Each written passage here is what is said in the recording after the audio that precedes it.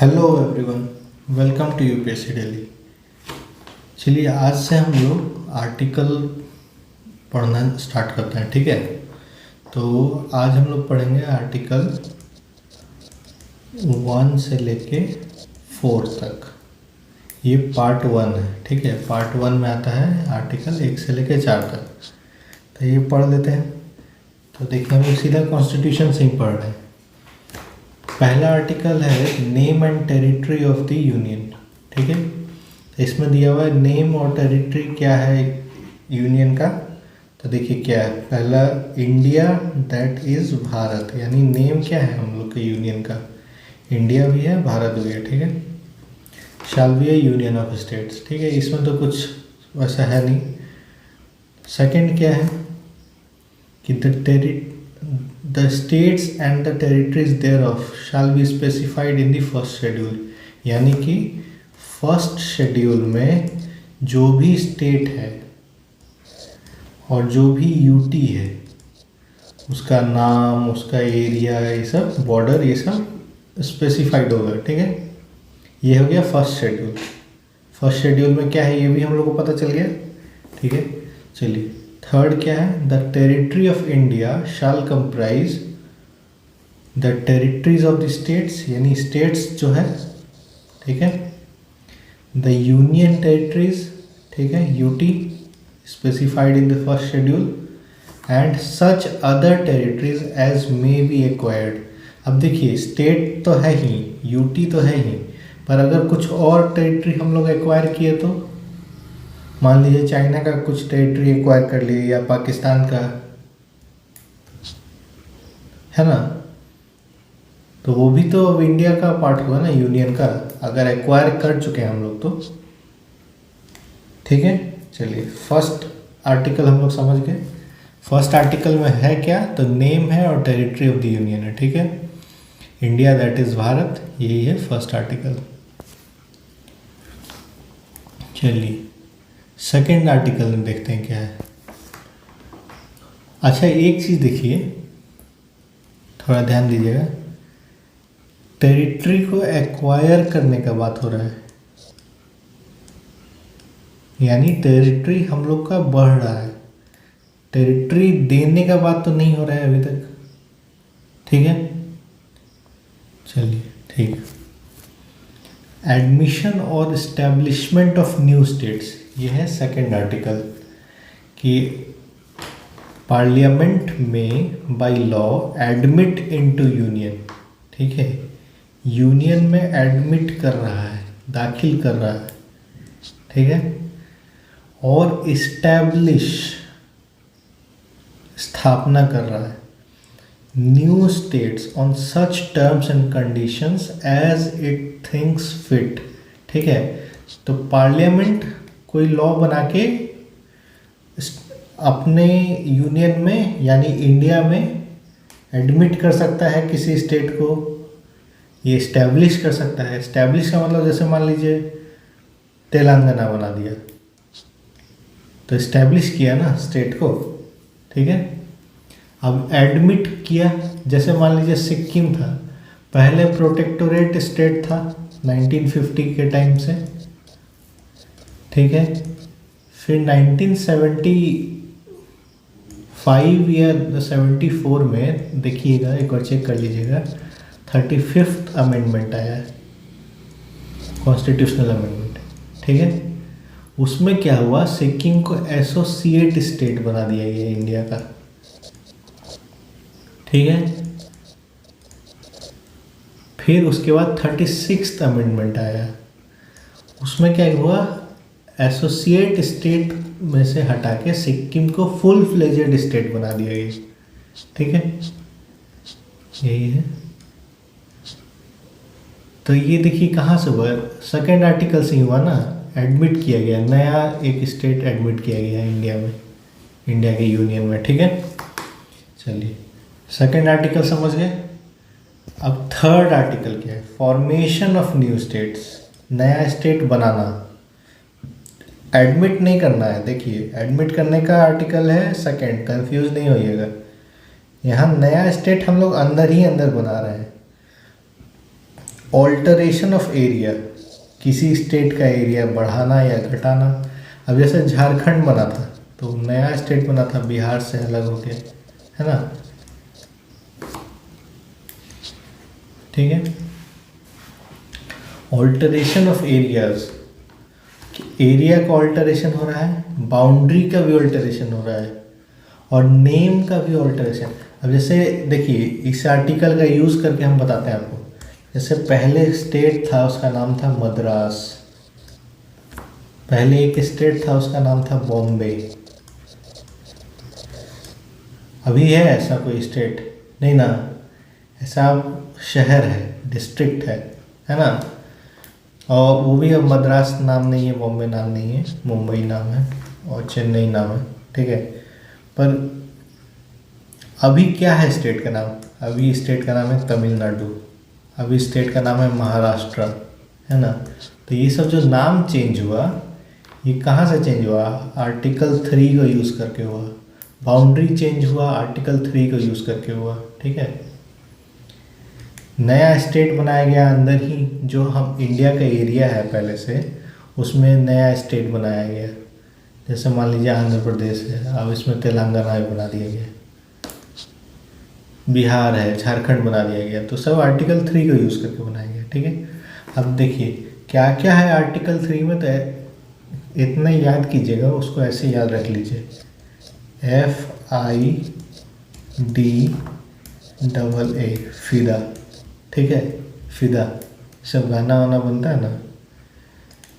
देखिए एफ से क्या है? Form a new state by separation of territory from any state or by uniting two or more states or parts of states, by uniting any territory to a part of any state. ठीक है। बहुत सारा simultaneous conditions दिया हुआ है कि कोई भी एक कंडीशन फॉलो हो जा रहा है तो वैसे नया स्टेट हम लोग फॉर्म कर सकते हैं। ठीक है। चलिए दूसरा, increase the area of any state. मान लीजिए एक स्टेट है ए और एक स्टेट है बी, ऐसे सटा हुआ है। अब स्टेट ए का कहना है कि ये वाला जो एरिया है मेरा, ये वाला एरिया, ये मेरे स्टेट में आना चाहिए, क्योंकि यहाँ का लोग, यहाँ का सब रीजन, कल्चर सब मेरा स्टेट का है।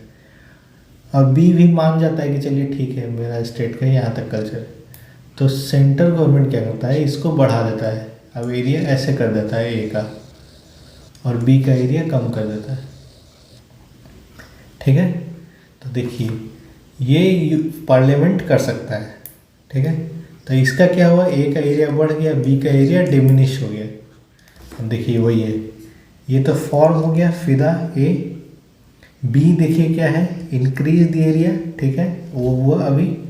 और सी क्या है, देखिए डिमिनिश द एरिया, यानी छोटा कर दिया गया एरिया को।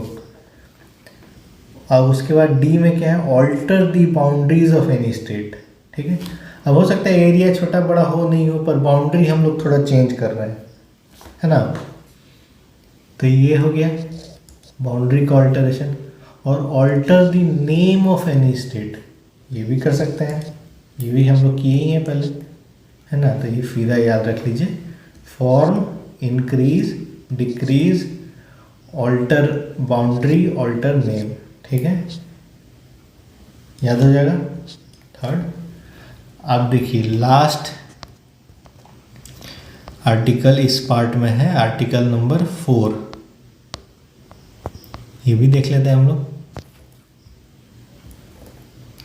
देखिए तो इसमें क्या कहा गया कि laws made under articles 2 and 3।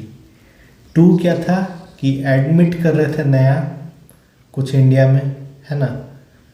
3 में क्या था कि जो पहले से अंदर इंडिया का एरिया है उसी में नया स्टेट बना रहे थे, या कि कोई स्टेट का बाउंड्री छोटा कर रहे थे, कोई बड़ा कर रहे थे, एरिया छोटा कर रहे थे, बड़ा कर रहे थे, है ना, नाम चेंज कर रहे थे, यही सब कर रहे थे 3 में। देखिए अब इसमें क्या लिखा हुआ है आर्टिकल 4 में, laws made under articles 2 and 3 to provide for the amendment of the first and 4th schedule and supplemental incidental and consequential matters। ठीक है, अब देखिए ये थोड़ा समझा देते हैं हम, नहीं तो ऐसे सर के ऊपर से भी जा सकता है। तो देखिए जो भी आर्टिकल था 2 और 3, उसके अंडर जो भी लॉ बनेगा वो लॉ से क्या होगा, मान लीजिए नया स्टेट बना या कुछ हुआ, तो शेड्यूल 1 तो हम लोग जानते हैं ना, शेड्यूल 1 में क्या है कि नेम ऑफ स्टेट, फिर उसका पूरा इंफॉर्मेशन दिया रहता है कि बाउंड्री क्या है, एरिया कितना है, ये सब। और शेड्यूल 4 में क्या है, शेड्यूल 4 में है कि हर एक स्टेट का राज्यसभा में कितना सीट है। जैसे मान लीजिए महाराष्ट्र है तो उसका एक सीट है, मान लीजिए 30 सीट होगा, ये हम ऐसे ही अज्यूम कर रहे हैं, सही नंबर नहीं है। बिहार है मान लीजिए 40 सीट होगा, यूपी है मान लीजिए 80 सीट होगा, है ना। तो अब इसको मान लीजिए अब हम यूपी में से एक नया स्टेट बना दिए उत्तराखंड यूके, तो अब ये सीट भी तो घटेगा, 4th शेड्यूल वाला राज्यसभा का सीट यूपी का, और कुछ उत्तराखंड का बढ़ेगा नया नाम आके, है ना। अब जैसे पहले तो उत्तराखंड था नहीं, अब यूपी के साथ यूके भी आ गया उत्तराखंड, और मान लीजिए इसका 80 था, 60 कर दिया, इसको 20 कर दिया, तो इस यूपी का तो घट गया ना, और एक नया उत्तराखंड का बढ़ गया 20। तो 4th शेड्यूल में ये सब अमेंडमेंट हुआ ना।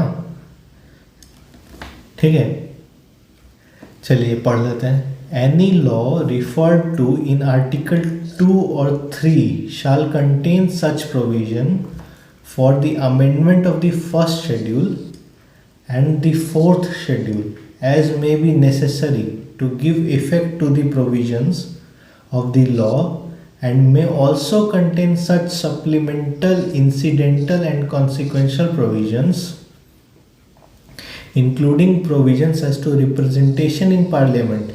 अब देखिए रिप्रेजेंटेशन इन पार्लियामेंट यानी का मतलब क्या है, यानी राज्यसभा में हर एक स्टेट का कितना रिप्रेजेंटेशन है, कितना सीट है, यही तो हो गया।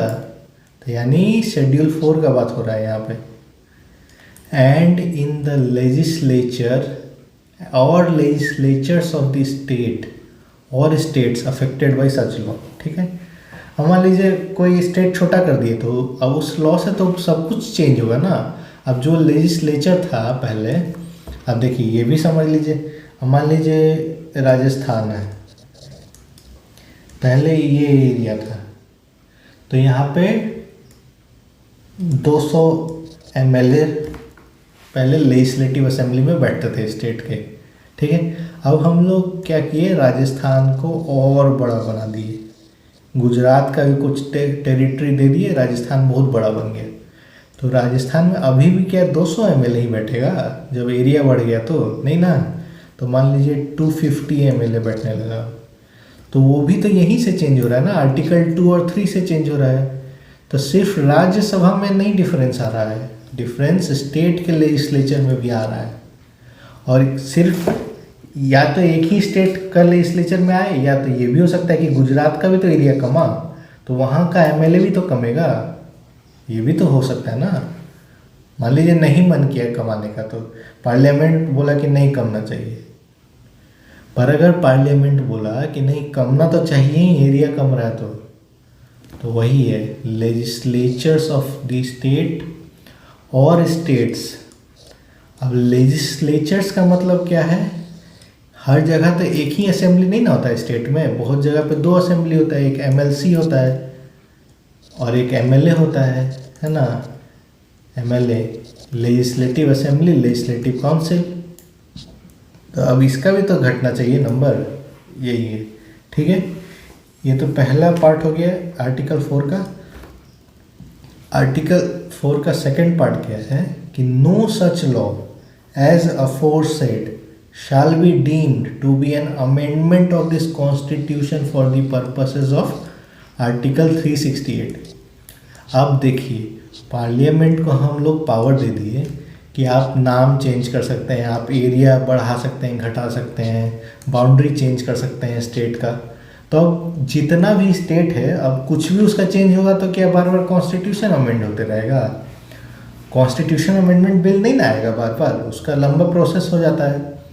तो वही बोला गया है कि ये जो अमेंडमेंट होगा बस शेड्यूल में होगा, शेड्यूल 1 और शेड्यूल 4 में, उसको कॉन्स्टिट्यूशन का अमेंडमेंट नहीं समझा जाएगा। ठीक है, यही, क्योंकि देखिए आर्टिकल 368 है क्या, आर्टिकल 368 पूरा पावर और प्रोसीजर बताता है अमेंडमेंट का, कि पार्लियामेंट को ये पावर है और इस प्रोसीजर से अमेंडमेंट होना चाहिए कॉन्स्टिट्यूशन का। ठीक है, तो उसको बस शेड्यूल 1 और शेड्यूल 4 का अमेंडमेंट समझा जाएगा, कॉन्स्टिट्यूशन का अमेंडमेंट नहीं समझा जाएगा, यही बताया जा रहा है। ठीक है, ये आर्टिकल नंबर 4 में। ठीक है, चलिए सब क्लियर हो गया। अच्छा, इस वीडियो को यहीं पे रोक लेते हैं। हम लोग पार्ट 1 कंप्लीट कर लिए हैं, जिसमें कि देख लीजिए, एक बार रिवाइज कर लेते हैं। पहला था कि इंडिया दैट इज़ भारत, और फिर स्टेट में क्या क्या कंप्राइज हो रहा है, तो स्टेट है, फिर उसका टेरिटरी है, फिर sorry territories of the states है, यूनियन टेरिटरी, और कुछ अगर नया टेरिटरी एक्वायर किया तो उसको भी हम लोग कंप्राइज करेंगे। ठीक है, ये पहला चीज़ हम लोग देख लिए। सेकंड देखें हम लोग एडमिशन और इस्टेब्लिशमेंट ऑफ नया स्टेट। ठीक है, इसके लिए पावर मिलता है सेकंड आर्टिकल से पार्लियामेंट को, और इसका एग्जांपल है सिक्किम। और कौन सा कॉन्स्टिट्यूशनल अमेंडमेंट एक्ट से सिक्किम आया है, इंडिया का स्टेट बना है 36th, ये हम आपको लास्ट वीडियो में पढ़ा चुके हैं। ठीक है, 1975। ठीक है, थर्ड आर्टिकल में क्या है कि जो पहले से इंडिया का एरिया है, उसके अंदर भी जो भी एरिया है, उसमें मान लीजिए कोई स्टेट इतना बड़ा है तो उसको हम 3 स्टेट में डिवाइड करना चाहते हैं, या कोई स्टेट छोटा है उसको बड़ा बनाना चाहते हैं, उसका बाउंड्री थोड़ा चेंज करना चाहते हैं, उसका नाम चेंज करना चाहते हैं, तो वो सब कहाँ से कर सकते हैं, तो आर्टिकल 3 से कर सकते हैं। और फोर्थ आर्टिकल में बोला गया है कि जो भी आर्टिकल 2 और 3 यूज़ करके हम लोग जो लॉ बनाएंगे, जो चेंज लाएंगे, वो सिर्फ शेड्यूल 1 और शेड्यूल 4 में चेंज समझेंगे हम लोग।